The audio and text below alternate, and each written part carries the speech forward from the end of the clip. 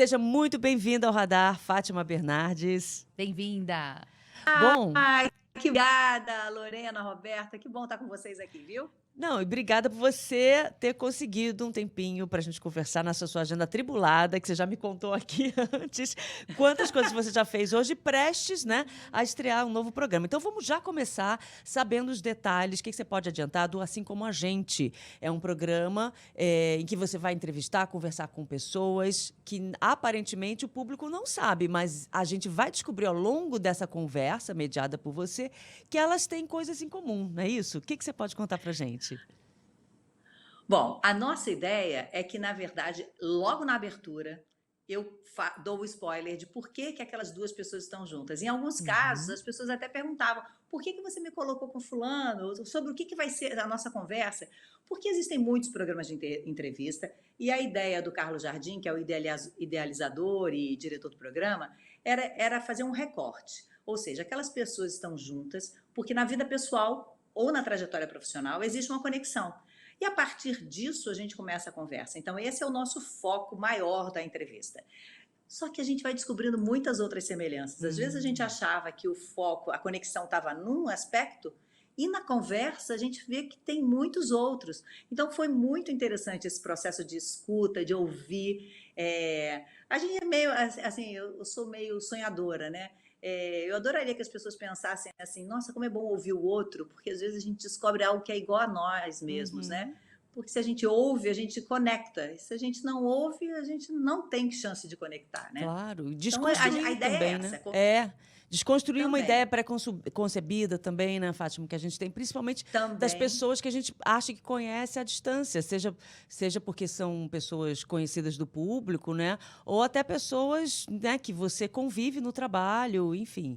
Então, acho que é um belo E exercício ver que mesmo. essas pessoas são assim como a gente. Então, quando a gente fala ou de medo, ou de ansiedade, ou de carreira, ou de superação, ou de problemas que são do momento atual, porque embora seja um programa gravado, ele é um programa conectado com o mundo que a gente vive, né? Não tem como ser Sim. desconectado.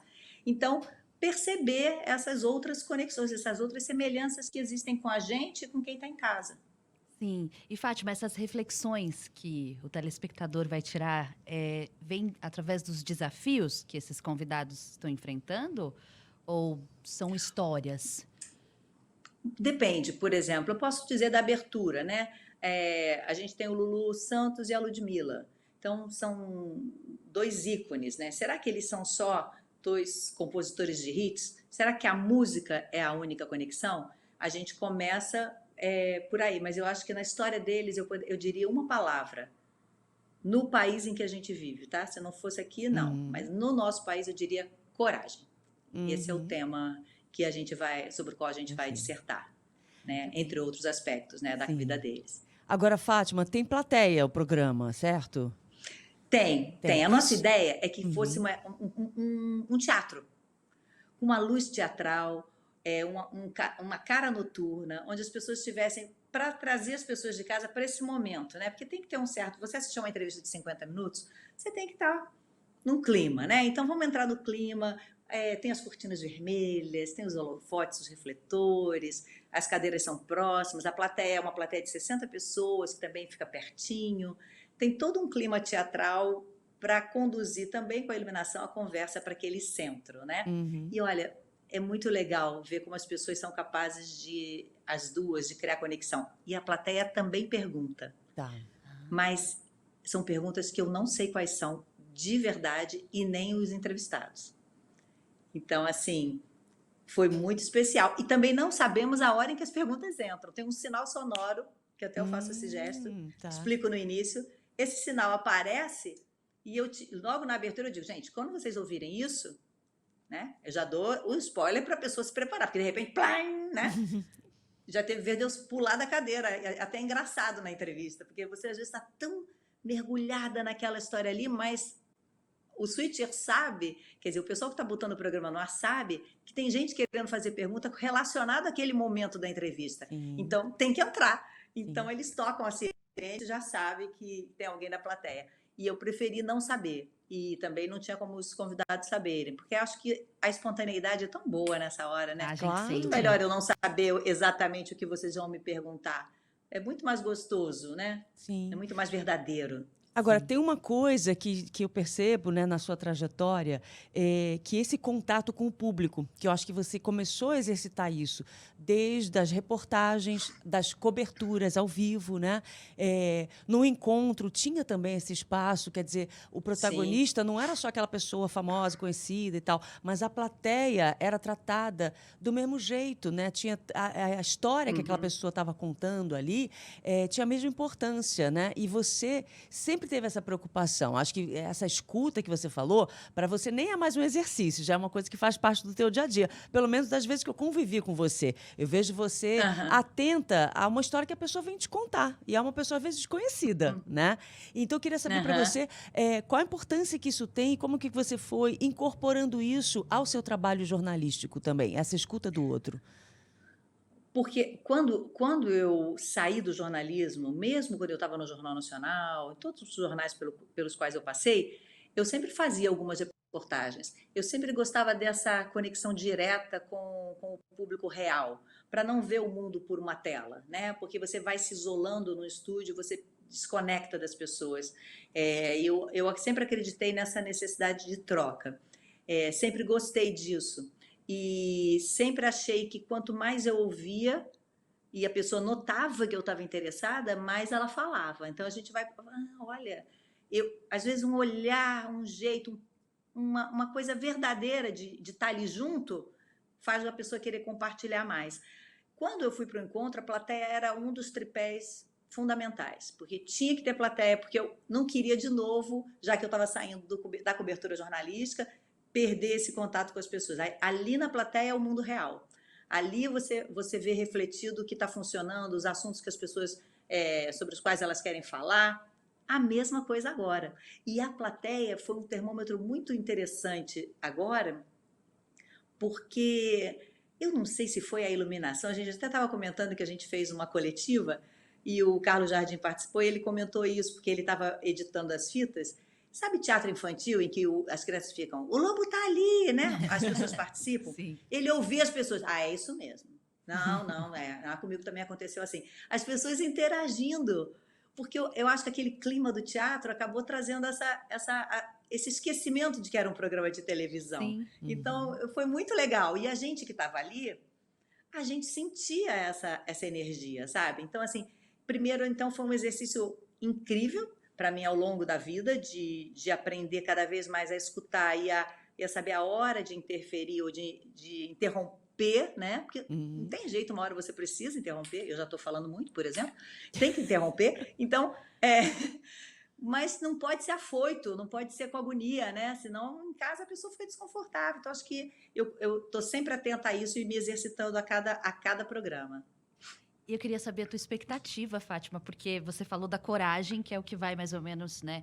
Que vai ser o tema da conversa do Lulu e da Ludmilla na estreia. E você é uma pessoa muito corajosa, né? Porque quando a gente volta um pouco também na sua trajetória profissional, a gente vê que você fez escolhas muito corajosas, né? Você tinha ali já uma estabilidade, você tinha os seus, enfim, trabalhava no jornalismo e foi para o entretenimento. A sensação agora de ir para esse novo programa tá mais tranquila do que quando você foi para o encontro, por exemplo? De jeito nenhum, porque o encontro era ao vivo, então tinha ainda um pezinho ali na atualidade, no factual, no que acontecesse, e eu sabia que nessa hora eu ia me resolver, né? Eu me sentia segura para qualquer emergência. Nesse programa gravado, é muito diferente. Então, por exemplo, a gente já fez todos, né? Tá tudo gravado. E eu tô aqui, ó, esperando para ver o que as pessoas vão achar, como é que vai ser, né? O que eu mesma vou achar com o programa. A gente procurou não gravar ele muito grande, não, porque são 50 minutos e a gente fica com medo de ter que cortar muita coisa bacana que as pessoas disseram. Então, o melhor foi gravar como se fosse ao vivo, com uma gordura mínima, até porque às vezes a pergunta da plateia, a pessoa quer contar toda a história dela, ela se estende, e você ouve para depois você pegar a pergunta mesmo. Então, a gente tinha uma gordurinha, mas não foi tão grande. Mas mesmo assim, eu estou ansiosa para ver como é que isso vai ficar no ar, né? E eu nunca me vi como uma pessoa corajosa até tomar essa decisão. Eu sempre me achei uma pessoa medrosa, mas medrosa na minha vida, assim, eu sou aquela pessoa que não anda de montanha-russa, que tem fobia de avião, Mas no trabalho, isso foi minha mãe que me disse. Quando eu falei para ela que eu ia sair do Jornal Nacional, ela, depois de achar que eu estava louca, ela falou assim: você é muito corajosa. Aí eu parei para ouvir aquilo porque eu nunca me enxerguei corajosa por conta desses medos do dia a dia, assim.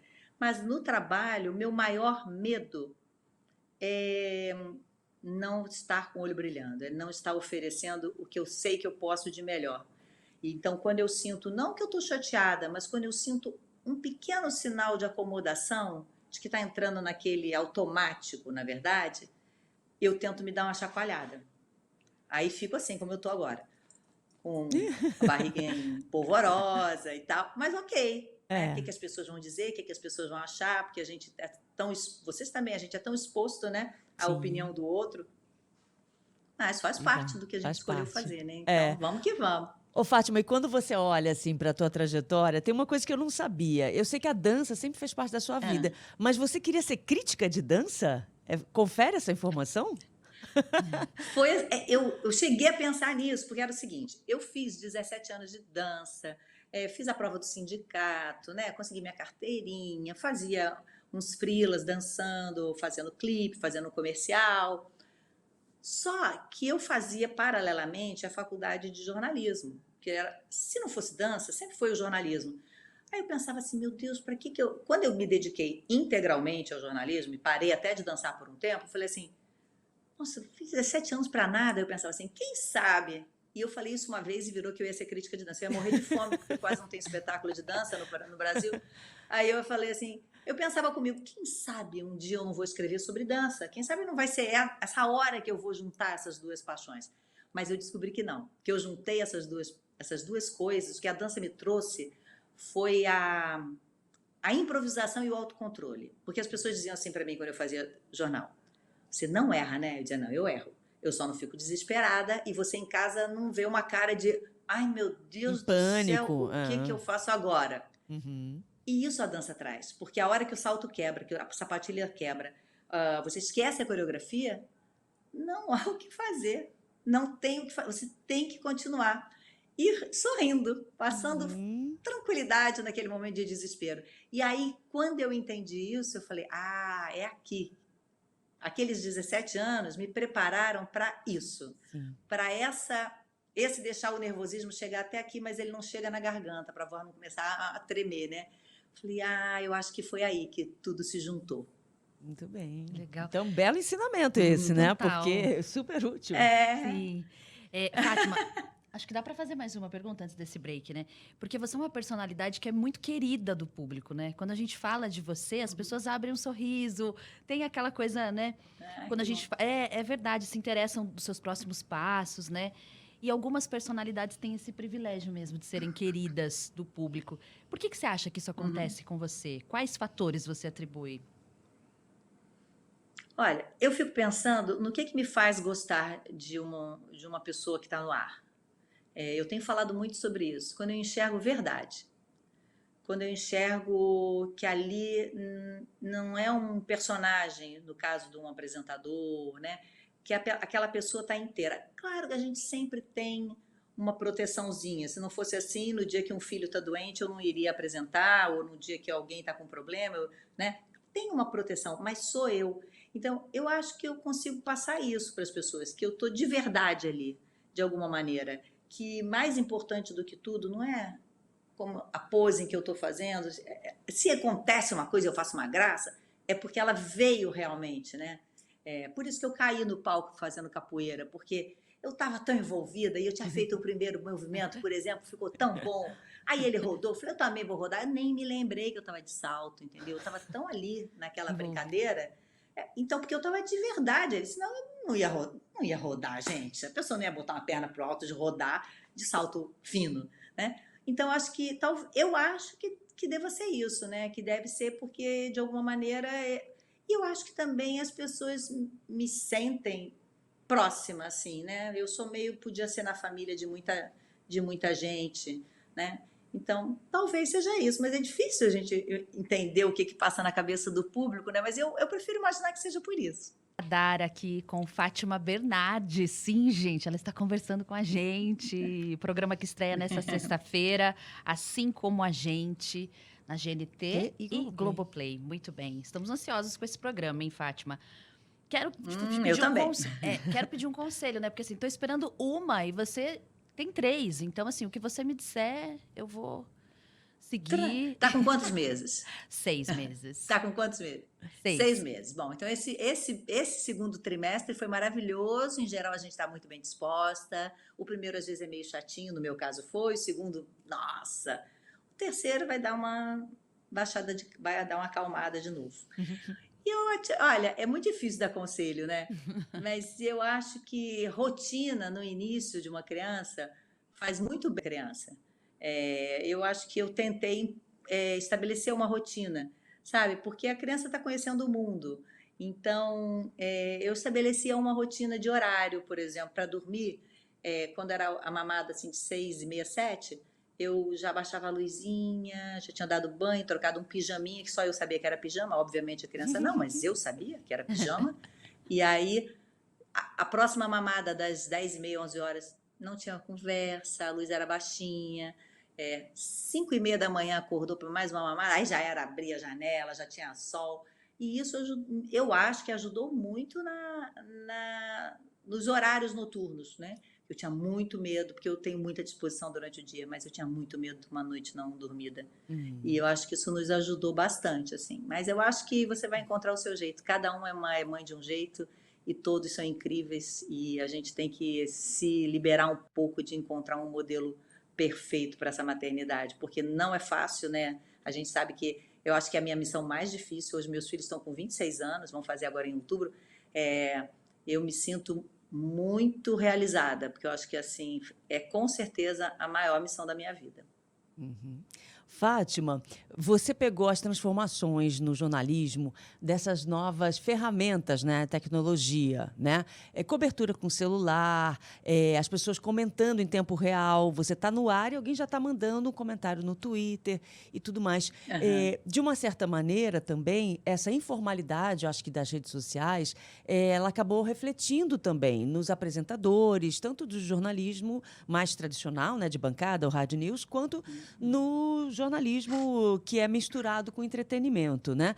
Como é que você foi lidando com essas novas ferramentas e você foi encontrando também uma nova Fátima Bernardes apresentadora com o auxílio dessas ferramentas? Acho que sim, e acho que fui encontrando uma nova Fátima Bernardes de uma maneira geral, porque enquanto eu estava até o meu momento no Jornal Nacional, não tinha rede social.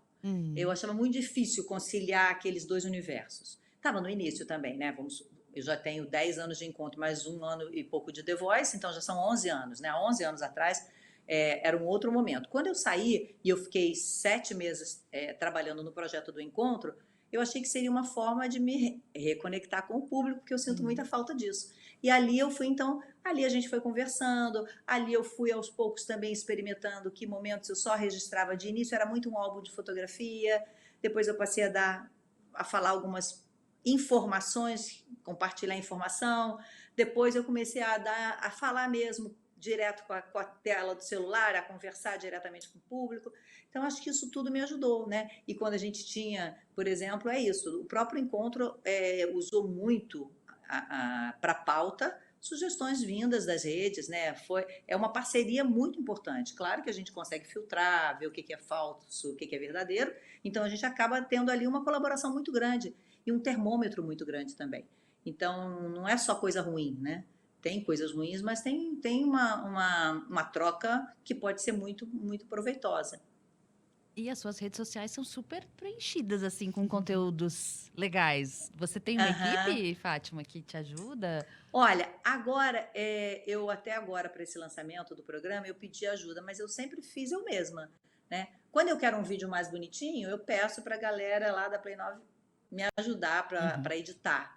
Mas em termos de conteúdo, do que eu vou postar, em que momento eu vou falar com a câmera, em que momento eu não vou, quanto eu vou postar por dia, isso vai na minha cabeça, assim, eu vou tocando desse jeito. Claro, se você tem compromissos comerciais, não, você tem aquelas obrigações, mas o resto é muito livre, é muito de acordo com a minha disponibilidade e principalmente com a minha vontade, né? E Sim. esses 13 milhões de seguidores te assustam em algum momento de você imaginar que tem 13 milhões de pessoas ali? E eles interagem muito, assim, eles É, são bem engajados, assim, os vídeos têm muita visualização. É, eu acho que como eu vim de um jornal nacional, né? Como eu tinha já feito acostumou com Fantástico essa. antes, são faróis, são, né, Uhum.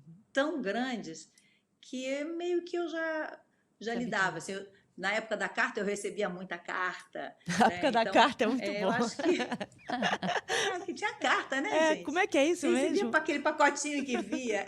Negócio que o povo escrevia no papelzinho as suas ideias, fazia os Aham. elogios e as reclamações por carta, né? E Então hoje em já dia tinha. Então, e. os, Pois não. os comentários do direct e as cartas são parecidos, o conteúdo? Ah, não. Eu acho que a pessoa hoje, quando ela quer fazer um comentário ofensivo, é mais fácil nas redes Ah, sociais, né? Antes a pessoa tinha que escrever, tinha que botar no envelope, selo. lá no correio. Ah, vou nada. Agora não, agora você só vai. Foi, né? E eu brinco que isso é muito bom que isso tenha entrado. Eu fico preocupada com a galera que está crescendo e entrando nesse mundo já cheio de opinião e cheio de gente dizendo quem você é sem nem te conhecer, né? Então, mas para mim, que já cheguei nisso num outro momento da vida, é muito tranquilo ver os comentários, assim, porque não diz respeito a mim, né? Não tem nada a ver comigo aquilo. A pessoa está com vontade de descarregar algum ódio, e felizmente são poucos, viu? Mas quando ela está afim de descarregar, não tem a ver comigo, tem a ver com ela, que está passando por algum momento que ela precisa de alguém, porque eu nunca precisei entrar na página de ninguém para descarregar um ódio qualquer, né? Ou uma raiva, ou um comentário, ou eu não gostei, sua roupa é feia. Legal, tá bom, mas. Né? Então, assim, eu não sou favorável assim, a suspender comentário, bloquear pessoas. Se faz alguma coisa de palavrão, ofensiva, realmente eu bloqueio ou restringo. Mas de resto, tá tudo bem, Tá tudo gente. certo. Então, eu acho que também eu tenho um exército tão grande nas redes sociais que Sim. não dá nem tempo, porque às vezes quando eu vou ver, a galera já entrou com uma violência, Já te defendendo. Eu falo, protegeu, defendendo. É, já entrou na defesa. sim. Ô, Fátima, uma Isso é coisa. muito bom. Uma coisa que é muito difícil de encontrar é uma pessoa que tem uma visibilidade como você tem, um compromisso como você tem, né, com o seu trabalho, mas você não perde a liberdade de fazer as coisas que você gosta, como, por exemplo, curtir o carnaval. Sempre Com arrumando, certeza. né? Sempre arrumando um jeito ali, claro, né? De ficar mais. Aham. Passar como uma pessoa anônima, enfim, como uma fuliana, Aham. sem ter todos os privilégios e tal de uma celebridade, porque se você ficar blindada, você não vai curtir o carnaval, né? O carnaval que eu digo, o carnaval de Exato. Olinda, que é uma coisa De rua. difícil, de rua, né? Que já é difícil Não você, sendo famoso. não sendo famosa. Qual é a sensação que você tem quando você consegue fazer as coisas que qualquer pessoa comum, anônima, consegue fazer? Que tipo de satisfação isso te dá? É que a minha vida não é só o trabalho, né? Que a minha vida é também o trabalho, é o que me preenche, me realiza. Eu trabalho desde os 16 anos, dando aula de dança inicialmente, depois já com jornalismo no jornal impresso, depois na TV. Não vejo a minha vida sem trabalho, mas é muito bom. Então, é claro que hoje, e quando a gente se fantasia, eu e o Túlio colocando uma máscara, porque a gente não quer o acesso das pessoas. A gente tem esse acesso em vários outros momentos. No restaurante, quando a gente vai à rua, eu vou a todo lugar. Vou à rua, vou ao shopping, caminho na praia, caminho no parque, Teatro, lá ou já te aqui. encontrei? Todos, teatro, cinema, restaurante, tudo, né? Só que ali é um momento que eu queria ter o prazer de viver igual as outras pessoas. Então, por exemplo, tá num bloco, que você tá do lado da bateria e ninguém sabe que é você e tá todo mundo realmente voltado para aquele som, para aquela música. Nossa, isso é bom demais. Vale todo o calor que eu passo. Você falou de Olinda, naquela esquina dos Quatro Quatro Cantos, Cantos. quem já foi sabe o que é. Toda vez que eu passo ali, eu digo, ano que vem não venho, não. Ano que vem eu não venho, porque eu não vou passar por isso de novo. Aí Porque é uma esquece. sensação de que seu pé não está no chão.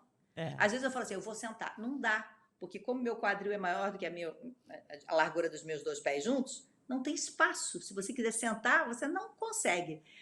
E assim, você vai sendo levada. Quando você vê, você já passou dali porque alguém te levou, né? Mas é bom demais essa sensação de poder ter o gosto. Por exemplo, quando a gente se fantasiou de Power Rangers, a gente fez muita foto. Esse ano também com o Avatar, porque, veja bem, 6 Power Rangers com todas as cores, todas as crianças de Olinda queriam fazer foto com a gente. Mas não era porque eu era a Fátima, né? Era porque era o Power Ranger. E eu era o Power Ranger azul. Isso é muito legal. O Avatar, éramos 8, chegando juntos, assim, aquelas pessoas todas mascaradas. Não tem como as pessoas não olharem, mas elas não olham porque é alguém da televisão, elas olham porque é um grupo de carnaval animado, fantasiado.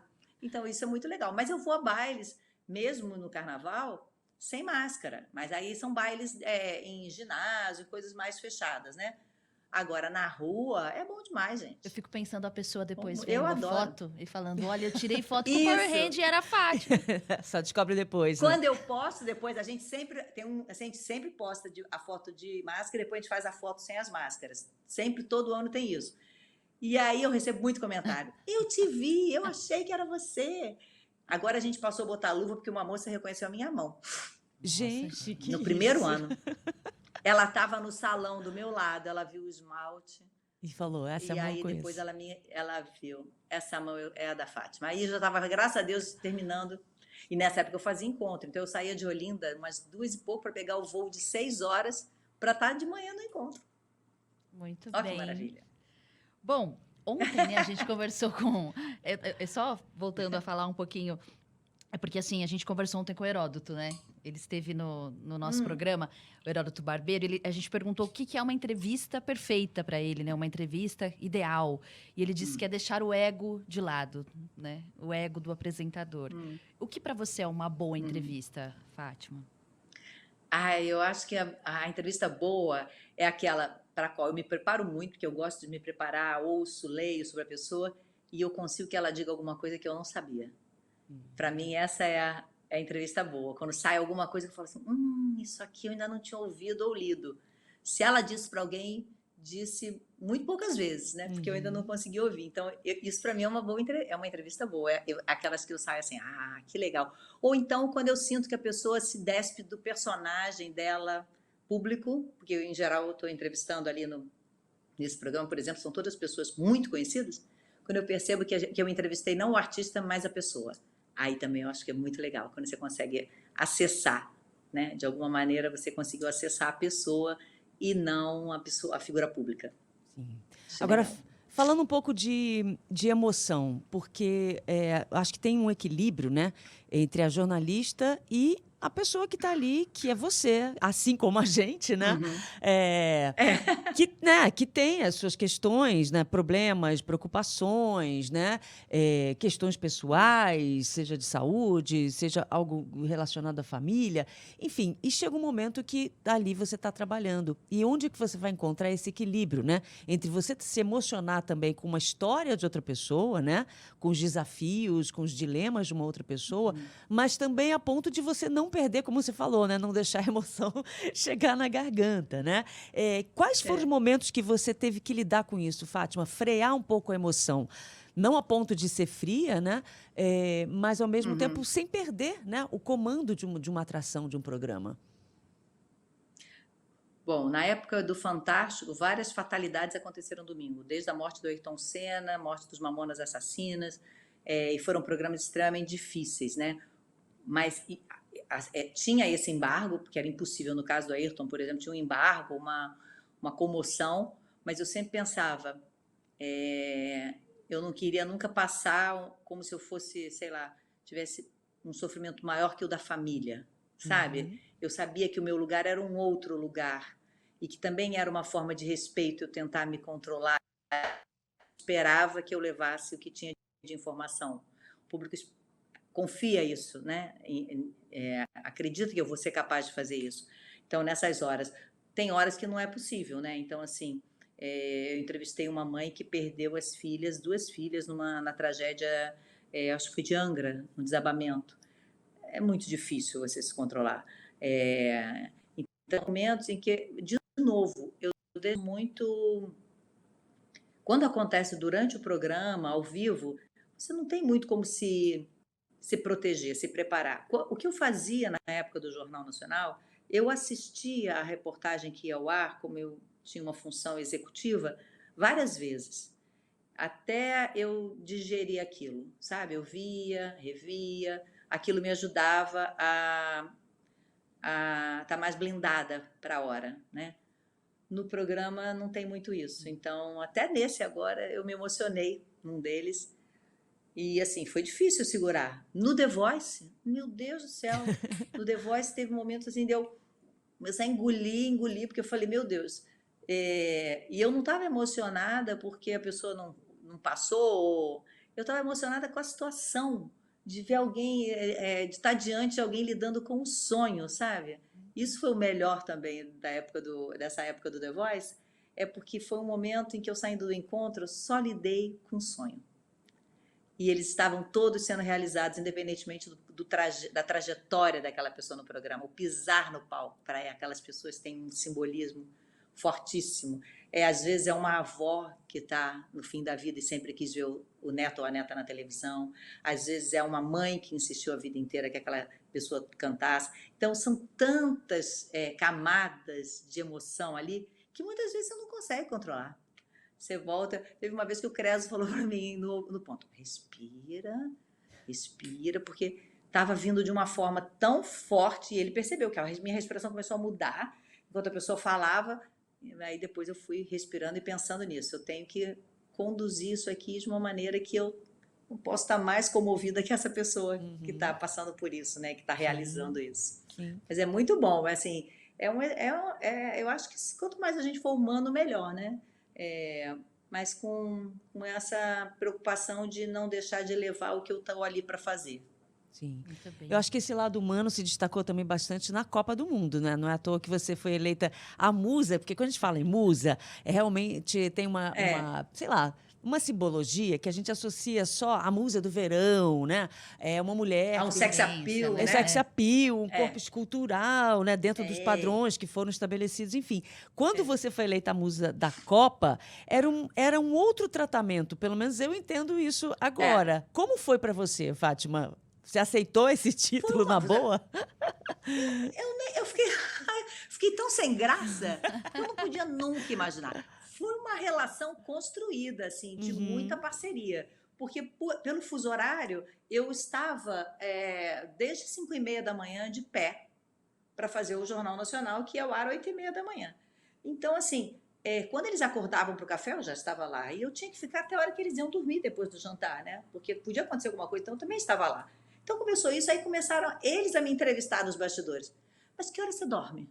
Começou umas conversas. Sim. Mas como é que... E os seus filhos? Estão com quantos anos? Começava uma curiosidade. Eu lembro de uma cena de uma escada no saguão do hotel que a gente ficou sentado, porque o Galvão começou a me chamar para fazer a mesa, aquela mesa redonda, aquele bate-bola, né? E aí comecei a dar palpite e tudo. Aí gerou-se uma curiosidade. Eu acho que foi isso. Eles me sentiam muito como um deles, porque eu estava nos mesmos horários o tempo inteiro. Eu fui a todos os treinos, eu não deixei de ir a um treino.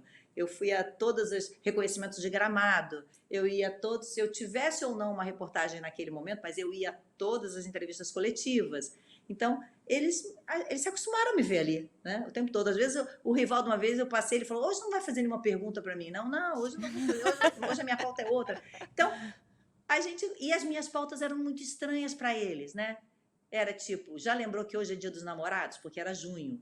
Eu ficava com muito side. Medo de avião, que é uma coisa que eu tenho, que eu sofri muito na Coreia. Eu perguntava, fiz uma pauta sobre medo de avião, sobre chuteira. Então, eram umas pautas assim, já pensou? Você está lá vindo, o cara está falando do esquema tático, técnico, vai ficar... E eu pegava e falava, você tem medo de avião? A pessoa dá um curto-circuito ali naquele momento, né? Até entender o que você está querendo com aquilo, né? Contar da história de todas as viagens que seriam feitas numa primeira Copa em 2 países. Então, assim, eu acabei aceitando. Nem sei se eu aceitei, nem sei se... O que eu digo? Sim, nem precisei dizer nada. Só me anunciaram e me deram a taça. E eu não sabia que a pessoa que não ganhou o título não pode segurar na taça. Eu peguei a taça, me deu a taça, olha, pesada. Ainda bem que eu devolvi logo, Devolveu. porque eu não sabia nem o que fazer. Agora, devolvi para eles, assim. Muito engraçado, porque era a época da câmera digital, que era super moderna, né? Não tinha mais filme. Eu tinha comprado uma no Japão, claro, estava na bolsa. O meu amigo João Ramalho, produtor, que conseguiu aquela ida para o ônibus, né, comigo, a gente não tinha uma foto. Ninguém lembrou de tirar. Imagina se fosse hoje, se eu com o celular não ia fazer foto com todo Toda hora, né? Eu consegui uma foto que a equipe da época do Alexandre Rabal, da equipe de arte da Globo, frisou um frame e fotografou e me deu eu com a taça na mão. É o único registro que eu tenho, fora os vídeos que as pessoas, que são sempre exibidos e tal. Mas foi muito especial, porque não tinha isso, não tinha uma conotação de bonitinha, não tinha isso. Não, tudo bem, poderia ser, mas não era o meu caso. Eu não me sentia assim, eu me sentia tipo que ele podia dizer assim, para nossa parceira, para nossa alguém que está no nosso time. amuleto. Afinal de contas, era meu segundo título. Eu tinha ido em 94, o Brasil tinha sido campeão, era a minha segunda Copa, 2002. O Brasil foi campeão, então eu tinha ido a 2 Copas e tinha visto o Brasil ser campeão 2 vezes. Então podia ser esse amuleto, né? Eu me encarei mais como isso. Não, que bom seria se todo o título de musa tivesse carregado de todas essas... do trabalho, do reconhecimento, trabalho, né? enfim. Bom, e agora nesse mundo de internet, você se diverte com os memes, Fátima, que surgem de tipo Muito. figurinhas, as coisas? Os do programa a gente exibia ainda durante. Eu tenho um monte de figurinha que me mandam. Eu uso. Eu tenho, quando eu tô gripada, é só do Dodô do Pichote, toda vez. Quando eu tô gripada, eu... Meu Deus do céu, essa foi... Né? O que você faz ali, meu Deus do céu? Coitada, fiquei com tanta dó, porque é uma pessoa tão querida, tão querida. Acontece com todo mundo isso, né? Poxa vida. Acontece, né, gente? Mas é o programa ao vivo, né? Mas minha tem muita, né? Nossa, tem muita. É muito bom. Eu acho que essa é a parte divertida, né? A parte engraçada, né? Às vezes você não sabe o que dizer, manda uma figurinha, resolve o problema. Resolve tudo. Manda Exatamente. aquele meme, já está resolvido. Ô, Hoje Fátima, tem gente que conhece Nazaré Tedesco e a Renata Sorrá pelos memes. Pelos E aí memes, fica curioso em relação à carreira. E vai atrás de saber. Muito bem. Vai atrás, exatamente. Bom, vamos convidar mais uma vez todo mundo a assistir nessa sexta-feira, 21h30. Ai, vamos. Assim como a gente, no GNT e também na Globoplay. Você vai assistir o programa da estreia, não vai? Com certeza. Eu quero convidar todo mundo para sextar comigo. Vamos sextar juntos. Deixa para sair depois. Assiste primeiro. Manda depois sua opinião. Quero muito saber o que as pessoas estão achando. E eu acho que são temas que vão me interessar. E pessoas que vão interessar e vão ser vistas de uma maneira também diferente, em momentos e situações diferentes também. Estou muito feliz. Sim. Bom, Queria mandar um beijo para o Carlos Jardim, que me chamou para fazer esse programa, e muito feliz dessa parceria. Olha, então, boa sorte para você, sucesso. Obrigada. E mais desafios para você, porque eu sei que você é movida a desafios, né? Tomara. Eu já estou pensando em outras coisas, com certeza. Mas é sempre bom a gente colocar um filho novo assim no mundo. Sim. Prazer falar com Né, você, viu, Roberta? Fátima? Prazer. Agora, que música você gostaria que a gente colocasse? E se ela tem alguma história, alguma ligação com a sua vida? Já citei vários artistas que eu amo, mas vou contar aqui, como eu disse que gosto quando contam alguma história diferente, vou contar uma história diferente. Eu queria ouvir do Zé Manuel Valsa da Ilusão. No início do meu namoro com o Túlio, a gente trocava muita música, e essa foi a música que me apresentou o Zé Manuel, que eu não conhecia ainda. O Túlio me mandou. E eu achei linda. A letra é linda. É uma valsa. Para quem dança, dá uma vontade de dançar. Então, acho que me traz um momento muito feliz, muito gostoso do nosso início de namoro. Então, eu vou amar poder ouvir Valsa da Ilusão e que outras pessoas conheçam também.